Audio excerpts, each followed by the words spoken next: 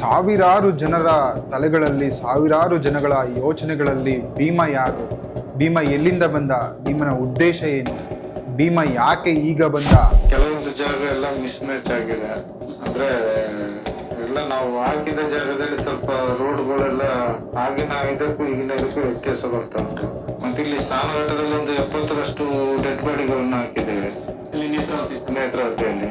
ಯಾವ ದೇಹಗಳು ಸಿಗ್ತಾ ಇತ್ತು, ಆ ದೇಹಗಳನ್ನ ನಿಮ್ಗೆ ಉಳ್ಲಿಕ್ಕೆ ಹೇಳ್ತಿದ್ದಂತಹ ವ್ಯಕ್ತಿಗಳು ಯಾರು?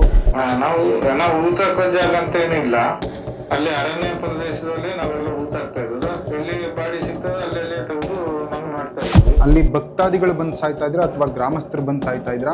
ಈ ಅತ್ಯಾಚಾರಕ್ಕೊಳಗಾದಂತಹ ದೇಹಗಳು ಅಂತ ನೀವು ಹೇಗೆ ಐಡೆಂಟಿಫೈ ಮಾಡ್ತಾ ಇದ್ರಿ? ಮತ್ತೆ ಅದನ್ನು ನಾವು ಬೇರೆ ಉಪಾಯ ಇಲ್ಲದೆ ಮಣ್ಣು ಮಾಡ್ಲೇಬೇಕು. ಅವ್ರು ಮಾಡ್ಲಿಕ್ಕೆ ಹೇಳ್ತಾರೆ, ಅಲ್ಲಿ ಮಾಹಿತಿ ಕಚೇರಿ ಆಫೀಸಿಂದ ಹೇಳ್ತಾರೆ.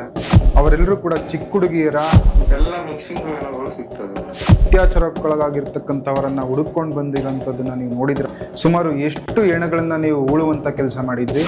ಈಗ ತೆಗಿತಾ ಇರೋ ಸ್ಪಾಟ್ ಅಲ್ಲಿ 70 ಹೆಣಗಳನ್ನ ಹಾಕಿದ್ದೀವಿ.